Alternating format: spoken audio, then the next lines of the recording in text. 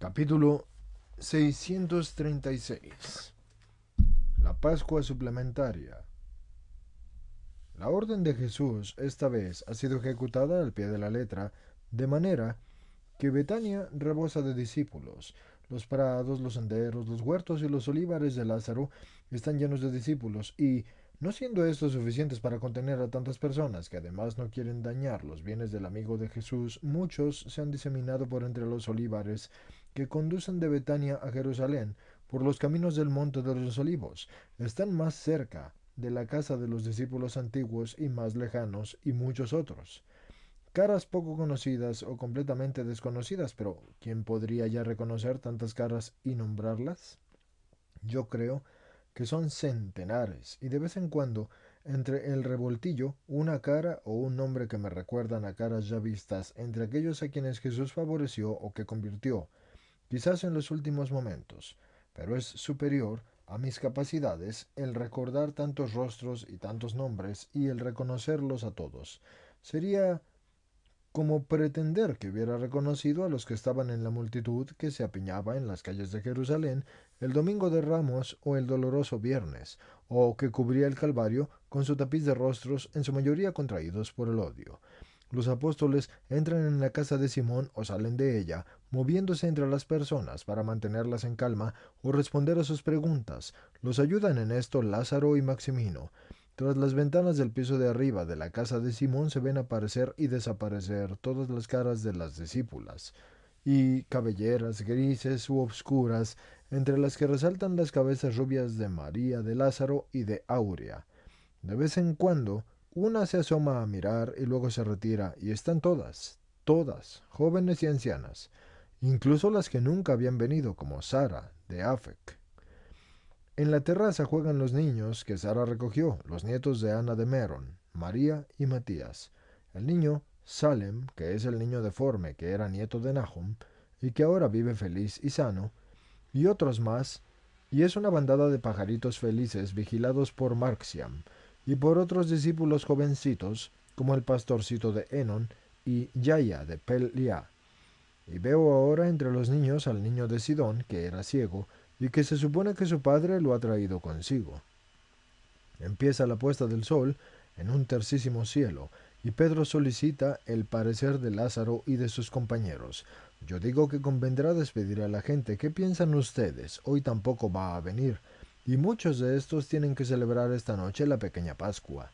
Sí, conviene despedirlos. Quizás el Señor ha considerado conveniente no venir hoy.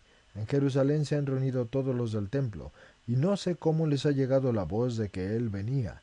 Y dice Lázaro, bueno, y aún así, ¿qué pueden hacer ya? ¿Y qué pueden hacerle además los otros? Dice así con vehemencia Judas Tadeo. Olvidas que ellos son ellos. Y con esto yo te he dicho todo. Aunque a él no le puedan hacer nada malo ya, a estos que sí han venido a adorarlo, sí que pueden hacerles mucho daño.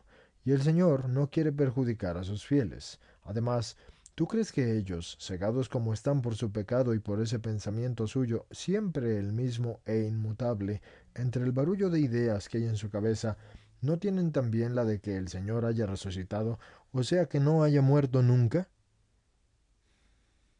Y que haya salido de allí como uno que se despertara por sí solo o con la complicidad de muchos. Ustedes no saben qué espesura agreste de pensamientos y qué enredo y qué borrasca de suposiciones hay en ellos. Ellos se lo han procurado a sí mismos por no confesar la verdad, y verdaderamente se puede decir que los cómplices de ayer hoy están separados por la misma causa que antes los unía, y a algunos les han seducido sus ideas. ¿Qué no ven que algunos ya no están entre los discípulos? Les dice Lázaro. Déjalos que se marchen, otros mejores han venido. Está claro que dentro del número de los que se han marchado hay que buscar a los que han dicho al Sanedrín que el Señor estaría aquí el 14º día del segundo mes. Y después de la delación, no tienen ya el coraje de venir. Fuera, fuera, basta ya de traidores, dice Bartolomé. Siempre los vamos a tener, amigo. El hombre demasiado fácilmente cede ante las impresiones y ante las presiones. Pero no debemos temer porque el Señor ha dicho que no debemos temer, le dice el celote. Pues no tememos. Hace pocos días todavía teníamos miedo, ¿se acuerdan?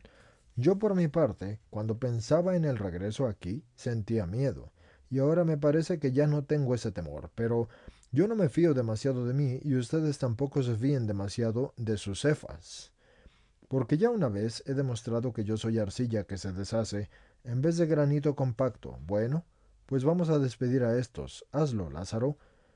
No, Simón Pedro, hazlo tú porque eres el jefe, dice Lázaro, pasando benévolamente un brazo por los hombros de Pedro y llevándolo hacia la escalera y escalera arriba hasta la terraza que circula en la casa de Simón.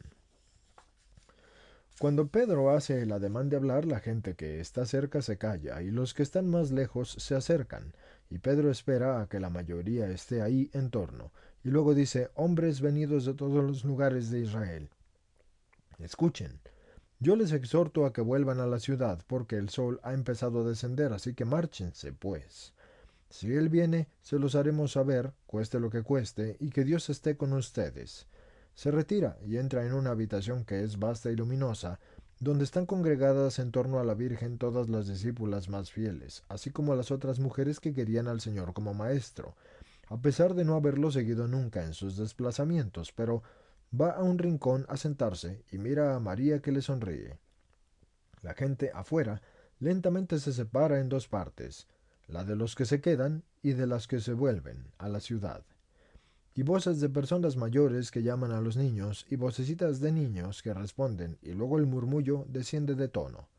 Y ahora, dice Pedro, nos marchamos también nosotros. Padre, pero el Señor dijo que iba a estar aquí. Eso ya lo sé, pero como ves, no ha venido, y es el día prescrito. Sí, y mi hermano ha preparado todo para ustedes, y aquí llega Marcos de Jonás, que viene para guiaros y para abrirlos la cancilla.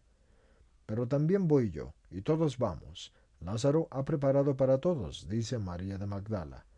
¿Y dónde va a ser la cena para tanta gente? El mismo Getsemaní va a ser de cenáculo, dentro de la casa, pues la habitación para los que Jesús ha dicho fuera junto con la casa y las mesas de los otros, pues así lo ha querido. ¿Quién, Lázaro? No, el Señor. ¿El Señor? Pero es que ¿cuándo ha venido?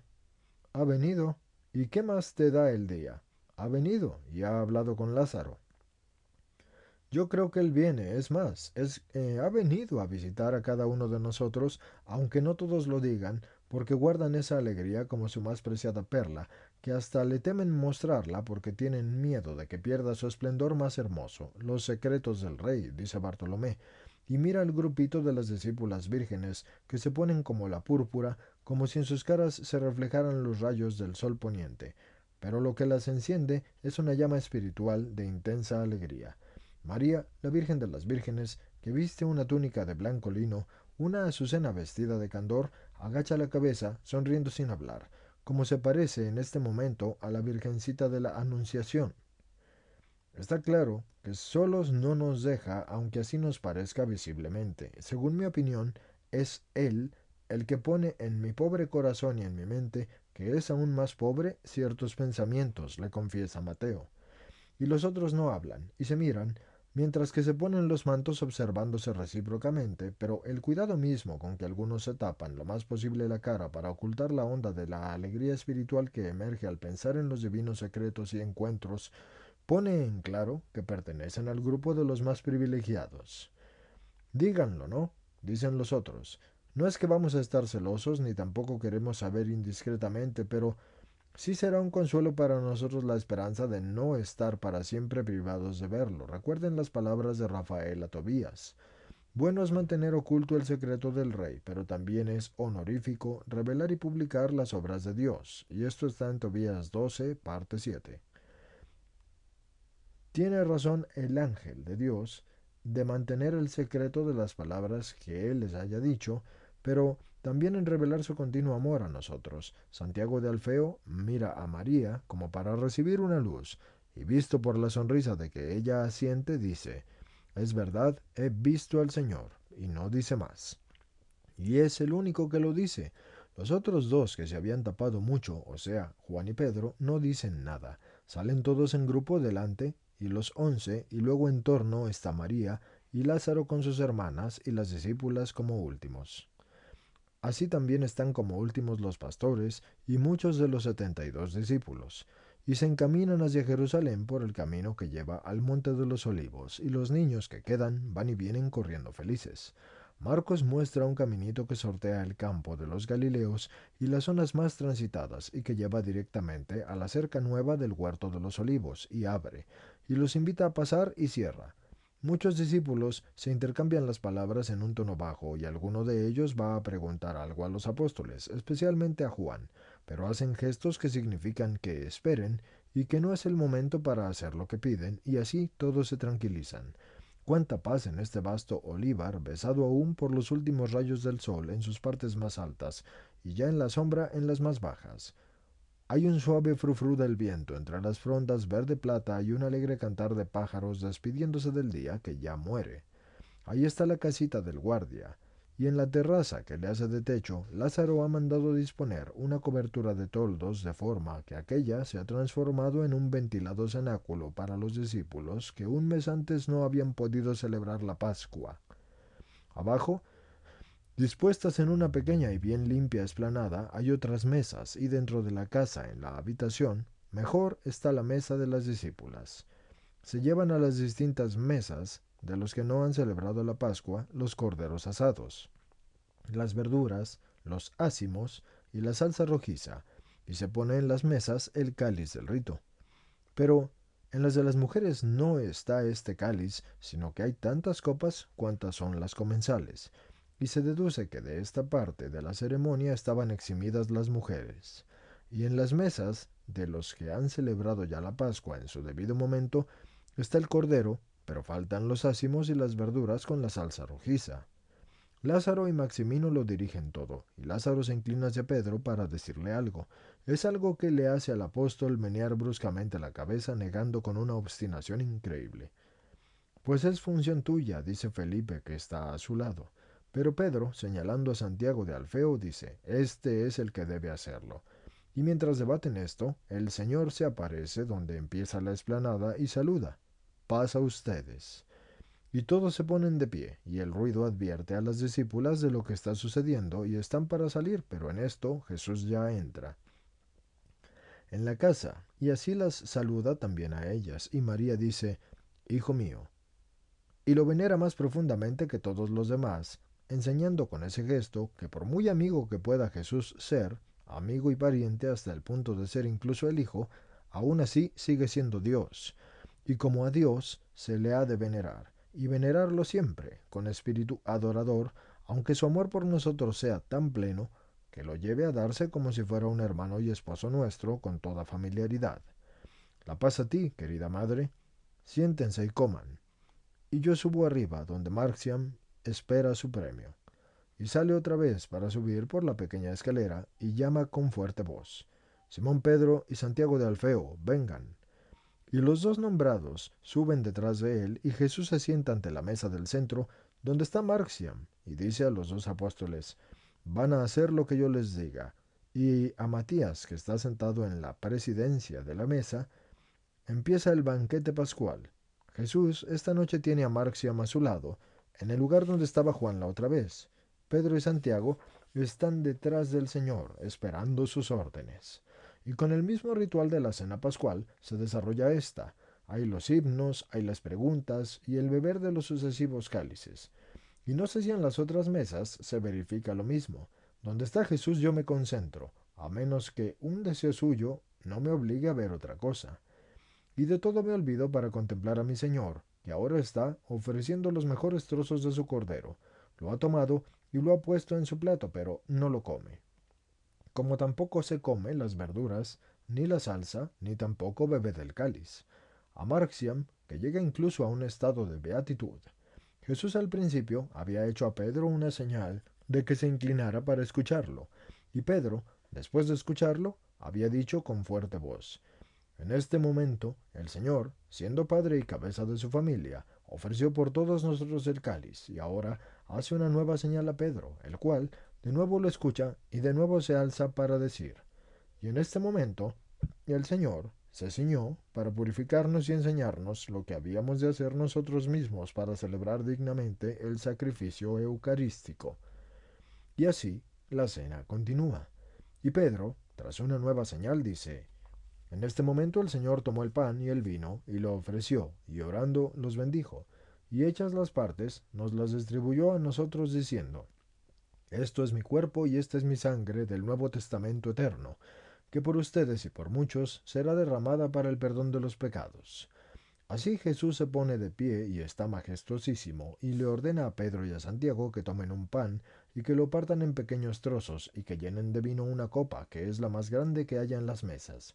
Ellos obedecen y sostienen delante de él el pan y el vino, y Jesús entonces extiende sobre el pan y el vino sus manos orando, sin ningún gesto, aparte de la mirada arrobada. Distribuyan las partes del pan y pasen el cáliz fraterno. Todas las veces que así lo hagan, lo van a hacer en memoria mía. Y los dos apóstoles obedecen llenos de veneración. Jesús, mientras que se verifica la distribución de las especies, baja donde las mujeres. Pienso, pero no lo veo porque yo no entro donde ellas están. Que Jesús da la comunión a su madre con sus propias manos, eso es un pensamiento mío, y no sé si eso responde a la realidad, pero no comprendería por qué se marchó allí, si no hubiera sido para hacer esto. Y luego vuelve a la terraza y ya no se sienta. La cena entonces toca a su fin y él dice, ¿todo está consumado? Todo está consumado, Señor. Así hice yo en la cruz. Álcense y oremos. Y extiende sus brazos como si estuviera en la cruz y entona la oración del Padre nuestro.